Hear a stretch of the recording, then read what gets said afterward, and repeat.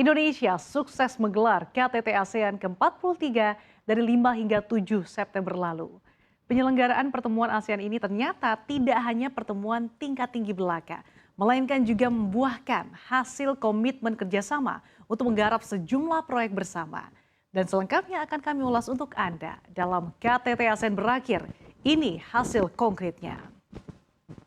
Selama 3 hari penyelenggaraan KTT ASEAN dan dari hasil 12 pertemuan KTT yang telah diselenggarakan, penyelenggaraan ini sukses menghasilkan 90 outcome dokumen dan sejumlah kesepakatan-kesepakatan konkret dengan mitra.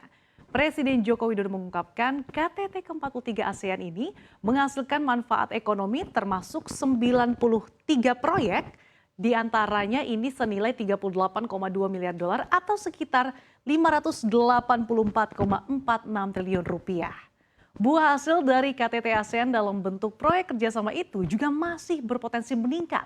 Karena menurut Jokowi masih ada 73 proyek potensial lainnya yang nilainya mencapai 17,8 miliar dolar. Hal ini membuktikan bahwa KTT ASEAN tidak hanya menjadi pertemuan tingkat tinggi yang tidak membuahkan hasil. Tapi nyatanya antara negara anggota dan negara mitra ini bisa berjalan bersama dalam proyek untuk kepentingan bersama.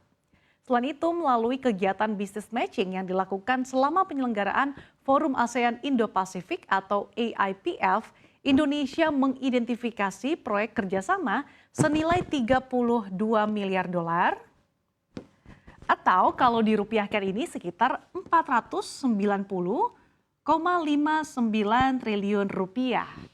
Nah, sebagai penyelenggara AIPF yang ini menjadi flagship event dari KTT ASEAN ke-43, Indonesia juga mengupayakan kerjasama untuk proyek dari negara-negara lain dengan total nilai 810 juta dolar Amerika Serikat atau sekitar 12,4 triliun rupiah. Secara garis besar di bidang ekonomi, KTT ASEAN ke-43 berhasil menyepakati beberapa hal. Di antaranya deklarasi ASEAN menjadi pusat pertumbuhan ekonomi dunia. Sejalan ya dengan slogan KTT ASEAN 2023 yaitu Asian Matters, Epicentrum of Growth.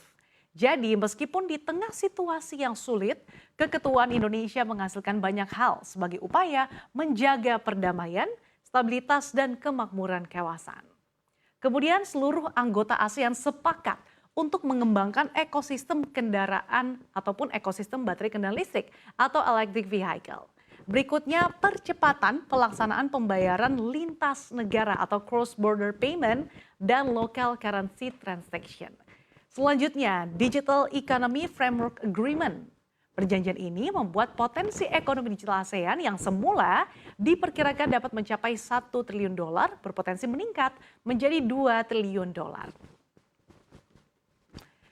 Nah, tentunya ada beberapa proyek di KTT ASEAN ke-43 yang berdampak signifikan bagi perkembangan ekonomi Indonesia. Kita lihat di antaranya kesepakatan untuk memperkuat jaringan listrik lintas negara di kawasan ASEAN. Hal ini terkait ketahanan energi dan renewable energy di mana salah satu yang juga dijadikan Leaders Declaration adalah interkonektivitas dari energi di dalamnya memperkuat Trans-ASEAN Power Grid. Nah, disebutkan terdapat 18 potensi interkoneksi lintas batas dengan kapasitas kumulatif 33 gigawatt pada tahun 2040, termasuk 2 interkonektor yang diusulkan antara Indonesia dan Malaysia. Selain itu, adanya kesepakatan hilirisasi industri. Bahkan 3 negara Asia lainnya ASEAN Plus 3, yaitu China, Jepang, dan Korea Selatan mendukung pengembangan end-to-end ekosistem kendaraan listrik di ASEAN termasuk Indonesia. Para pemimpin ASEAN mengakui pentingnya kolaborasi dan koordinasi dalam pengembangan kendaraan listrik diperluas melampaui ASEAN Plus 3. Oleh karena itu mereka sepakat mempromosikan pengembangan kendaraan listrik yang merupakan salah satu langkah penting untuk mengurangi emisi gas rumah kaca, mempercepat transisi energi berkeadilan, dan mencapai emisi nol bersih atau netralitas karbon. Nah, suksesnya penyelenggaraan KTT ASEAN ke-43 membuat Indonesia sebagai tuan rumah menuai banjir pujian dari sejumlah kepala negara. Karena mereka menilai bahwa Indonesia ini berhasil mendatangkan kesejahteraan yang bermanfaat. Nah, di antaranya ada Perdana Menteri India Narendra Modi yang juga memuji kecakapan Presiden Joko Widodo dalam memimpin ASEAN. Selain itu ada juga Perdana Menteri Laos Sonexai Sipandone yang juga memuji Presiden Joko Widodo soal keketuaan Indonesia di ASEAN. Menurutnya, di bawah kepemimpinan Indonesia serta kerjasama negara-negara Asia Tenggara dapat mewujudkan ASEAN sebagai epicentrum of growth. Dan secara resmi, kemarin Presiden RI Joko Widodo telah menutup rangkaian KTT ASEAN ke-43.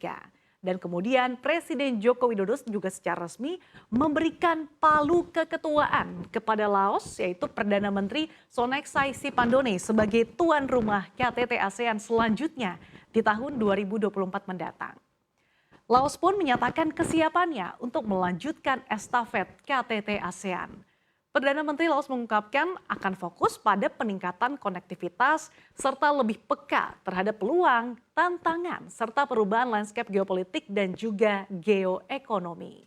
Namun meskipun dapat menghasilkan beragam kesepakatan strategis, masih ada catatan perhatian negara-negara di ASEAN yang masih menjadi PR pertemuan KTT ASEAN.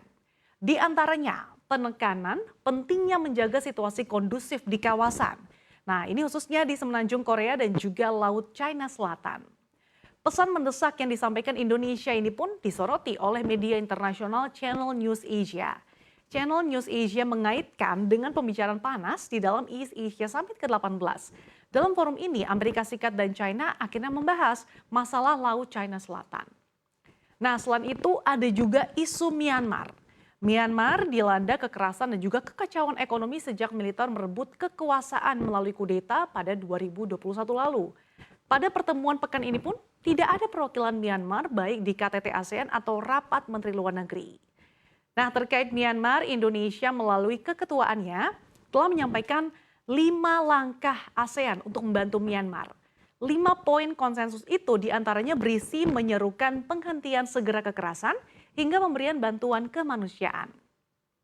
Oleh karena itu, dalam penutupan KTT ASEAN kemarin, Presiden Joko Widodo menekankan pemimpin yang hadir di KTT ASEAN memiliki tanggung jawab yang sama besarnya untuk tidak menciptakan konflik baru dan tidak menciptakan ketegangan baru. Jokowi mengingatkan, beragam dinamika dan kompleksitas global ini akan terus membayangi ASEAN.